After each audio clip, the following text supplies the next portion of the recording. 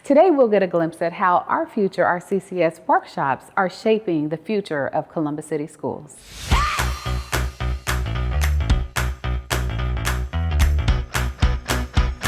Welcome to Faces. I'm Seneca Bing, and we're here at the historic West High School where families, students, community members, staff, everyone has come together for our future, our CCS workshop series to shape the future of Columbus City Schools.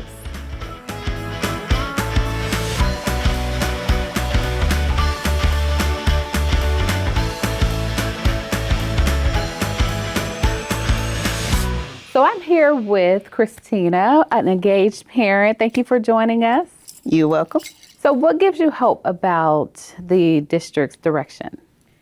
The hope is for all of our communities standing together, taking a chance, taking the stand, basically.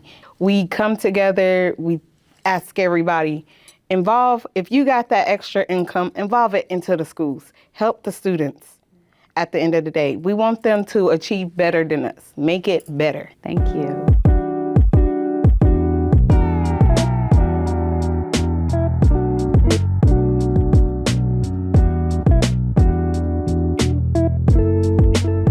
As a product of public education myself, I think the ideal school would be one where students feel safe showing up as themselves and who they are authentically. A school where they are able to have their needs met and learn in a way that is beneficial for them. And finally, a school that helps provide students with their most basic needs. So making sure that no kid comes to school hungry, because when a student is hungry, we all know that it's much more difficult to learn.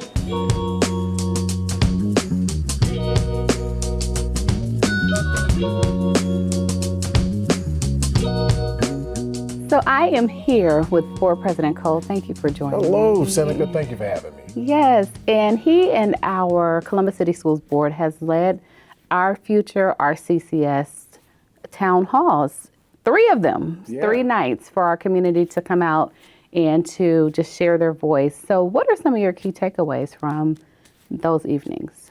You know, I always like to start with appreciative inquiry, right? Those great things that I really take as feedback.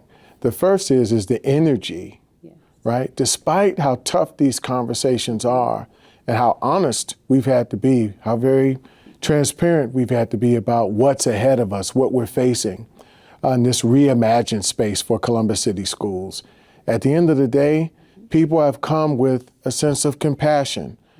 It's coincided, right? It's also side by side with their concerns, but they've also come with their idea capital. They've come with, some great positive thoughts around, could we do this with transportation or that with transportation? I'm like, wow, okay. That's the first time I've ever heard anything like that. So I appreciate the energy.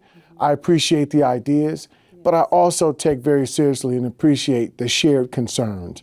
Largely, they've been around transportation.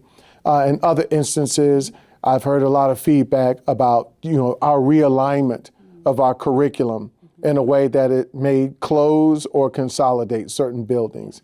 And I know here on this side of town, the west side's the best side for my west siders. I know that they're also concerned about West Broad Elementary. Thank you so much, Board President Cole, for all of your leadership and your hard work in this space. We know these conversations are not easy, but your dedication to Columbus City Schools is unmatched, and we really appreciate it. Oh, I thank you so deeply for that. Thank you, Seneca, for that report. I'm here now with Dr. Angela Chapman, Superintendent and CEO of Columbus City Schools, and we're going to talk a little bit about the vision that's guiding our future, our CCS. Thank you for joining us this morning. Absolutely, my pleasure. Dr. Chapman, what inspired our future, our CCS? Certainly, we're thinking about the needs of our students. We're also thinking about what's possible for them. What do we want tomorrow's education to look like so that we can prepare our scholars for all of the amazing experiences that they deserve during their time with us in K-12, but also the types of experiences that are going to set them up for success once they graduate.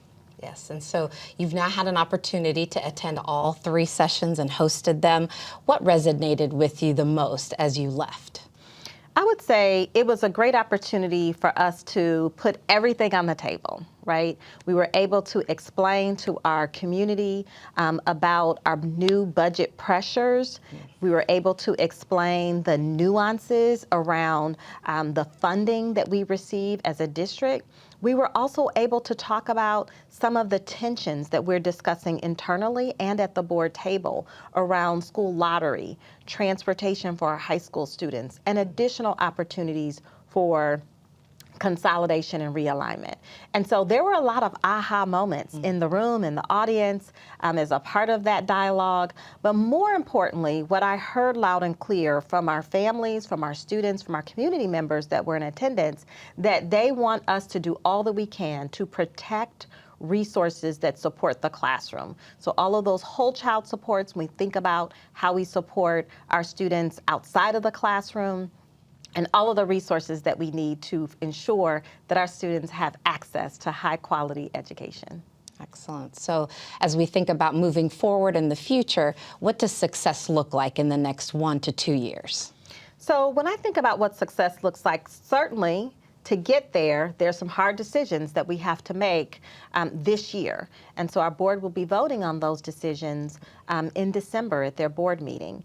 And those decisions, those tough decisions, will help set us up for more successful experiences and opportunities in our school buildings and our classrooms, because we'll have more resources to provide the experiences that we know that our students need and our students deserve. Yeah.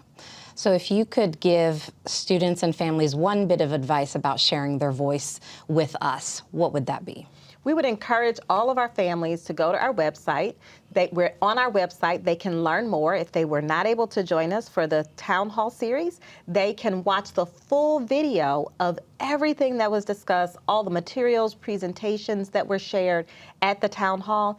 I thank you for joining us and talking to us about the workshop series, and please stay tuned as CFO Ryan Cook joins us in this next segment. Thank you, thank you, thank you to the over 600 parents, students, community members, staff members. We are so grateful for your support, and we look forward to partnering with you and continuing the conversation to continue to shape our future, our CCS. Today we're talking about a topic that's been on a lot of people's minds, the district budget. To help us unpack it all, I have Ryan Cook, Columbus City Schools Treasurer and Chief Financial Officer. Welcome, and thank you for being here today. Thank you. I appreciate the time to be here and help unpack what is a very timely topic. It is, most definitely. So let's go ahead and just dig in. Yeah. So we hear the term state funding a lot when it comes to school budgets, but if you can explain that a little bit to our audiences and how that works for Columbus City Schools. Yeah, I think the easiest way to think about it is school funding is comprised of 2 parts. We have the state share and the local share. And approximately 80% of our budget is funded locally. 20% comes from the state of Ohio. And up until this last budget cycle, the Fair School Funding Plan was the law of the land. That's what determined the resources that students need and that get received by districts across the state of Ohio. With House Bill 96, the state decided to walk away from that funding formula. It's still there, but they're funding us at previous levels with some additional caveats and revenue streams that could be incurred, for example, if we grow as far as student population the next fiscal year. So it's really, the simplest way is there's 2 buckets, state and local share. Within all of that, there are multifaceted revenue streams within, but at a high level, it's 2 pieces to that puzzle. And so as we look into this next phase of Columbus City Schools and $50 million in reductions, how does the district decide to make those cuts? And most specifically, what does that mean for our schools and our students? Yeah, I would encourage the community to view our joint committee meeting that took place last night. I believe it's on our Facebook page, YouTube, and our district website. But at a high level, Dr. Chapman and her team have had to navigate what I would characterize as a very painful process. They're looking at every stone to minimize the disruption to classroom instruction, because we know at the end of the day, that's what we're here for. But ultimately, with any reduction in a school system, it's all painful. Everyone's valuable, from bus drivers that pick our scholars up in the morning, to our food service workers who make sure that they're fed, our aides, etc. It's a really difficult time for the district because, again, finances are constrained at both the federal level and the state level, as we just spoke about at a high level.